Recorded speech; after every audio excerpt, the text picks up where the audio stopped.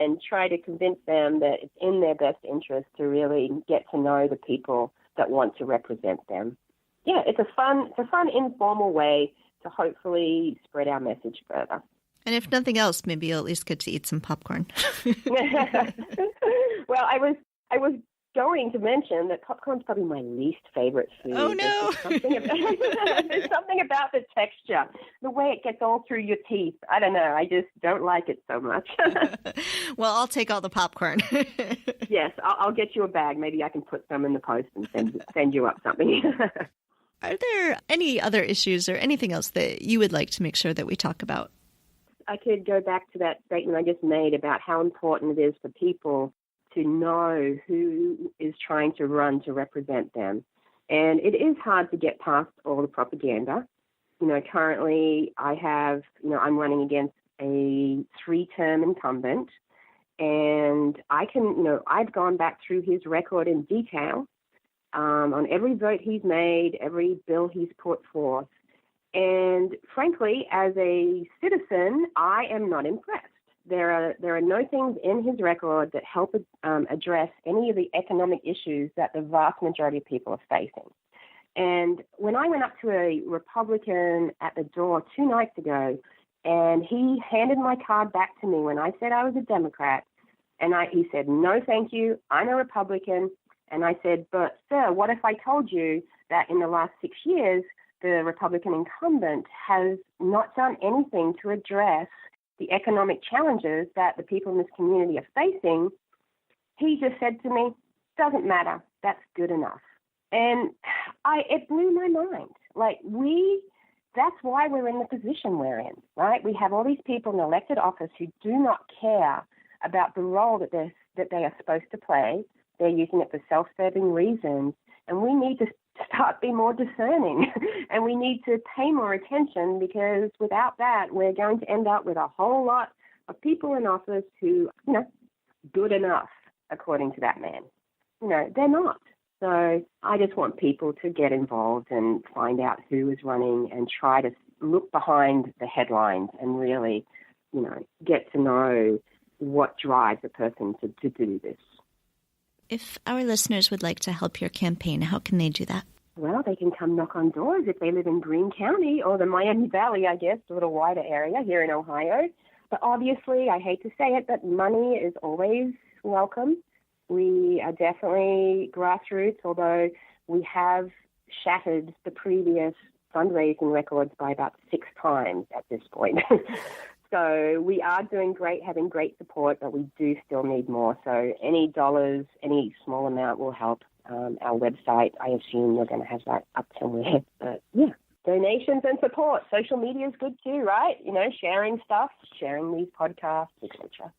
All right. And we'll put links to those up on our website. So, Kim, thank you so much. This has been really fun, and I do love your accent. So, thank you, Kelly. I like yours too. My flat Midwestern accent has served me well. Yes. Well, I appreciate you doing this podcast with us. We are a district, or our area has been ignored by our politicians for a long time, and hopefully this will help change that. So, thank you. All right. Thank you. I am here in this segment with Ann Gorman, who is running for the Ohio House of Representatives in District 74. Hi, Ann. Hi. How are you, Kelly? Great. Thanks for joining me. Thank you.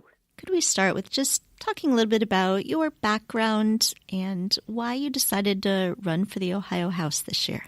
Absolutely. Well, I am a wife and a mother and a grandmother of 2 perfect grandkids.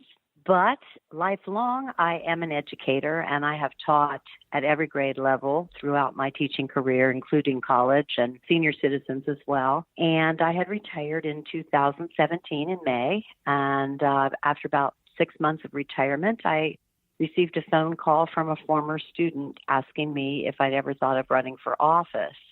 And I said, no, just leave me alone. I just retired. And he said, well, why don't you check out District 74, Miss Gorman? And I said, well, what are you talking about? He said, that's our district. And so I, too, was what I would consider a an informed voter but didn't know enough.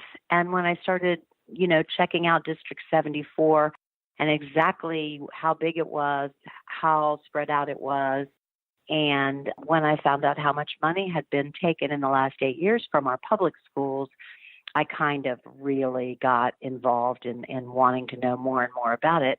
And over the course of about a week, I decided I was going to run for office. So this was not anything I planned on doing, but at the urging of a former student, and also so many times I told my students, if you think you can make change or something really matters to you, you need to step out on it. I thought, well, I'd be a hypocrite if I didn't take my own advice. So that's why I'm running for office. Fantastic. I love it. So let's talk a little bit about District 74. So this whole episode is talking to women running in Greene County. And as I understand it, Greene County is part of District 74. Can you sort of describe what the district looks like? Right. It's kind of crazily gerrymandered, as we are finding in many, many of the races. But it is all of the county that I live in, which is called Madison County.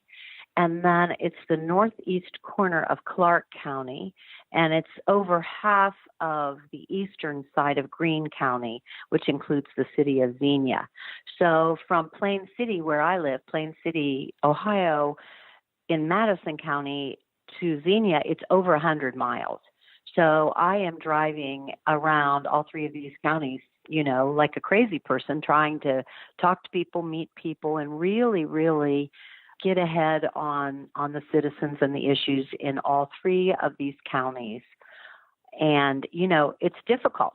I make a joke. I said, my car, my GPS, and I have bonded. What are you hearing as you're talking to people? I saw that you've been out canvassing a lot in the terrible heat and humidity that we've been having in the Midwest. So yes. What are you hearing? What issues are really concerning people right now, and how are they reacting to your campaign? Actually, it's been a really great learning experience as I've gone, and I've really appreciated the time to talk to people. What I have found, honestly, that started since the county fairs, which of course I went to 3 of them, are that citizens of both parties are not happy, and they are uncomfortable with government in general. They're uncomfortable with the lack of what they consider working government, and they do not feel represented, as I did not when I started investigating my district as well. And basically, it's so many of the same problems that you're hearing about everywhere. It's concern about living wages for jobs. It's concerned about healthcare, basic healthcare, and access to that. Spoke to a woman yesterday canvassing an older lady, and she said, "Oh my goodness, what is happening with this education thing? Why are we losing all this money? What is going on?" That was brought on by her and not me leading the conversation. Also, people are very concerned about college affordability. We're concerned about the townships and the villages being stripped of their money more and more each year and having to go back to the taxpayers. And basically, just kind of problems that we're hearing about everywhere. And of course, in addition, the opioid epidemic that we're really struggling with in Ohio. So all those same kind of things that I keep hearing about everywhere. We've talked to a number of state-level candidates in Ohio now, and this issue of education keeps coming up. And so I wanted to ask you about it as a former teacher. Obviously there's terrible stuff going on with corruption and all of that with education, but what would you like to see the State House do about education, about solving this public education problem that is so plaguing Ohio right now? Well, and the truth of the matter is, in Ohio, we have had the same one-party rule for 24 out of the last 28 years. And the money is being more and more taken away from public education to subsidize these charter schools. And I've got to be really honest with you, there are charter schools that work, but the majority of them don't. And by far, all of our public schools are outperforming our charter schools. I have worked for years in public school, and public schools are to be blamed for things, that they're not doing is ludicrous, when most of the time the issues that public schools are facing are because of lack of funding and more funding being stripped, and yet the public schools are being asked to do more and more for the students, for the families.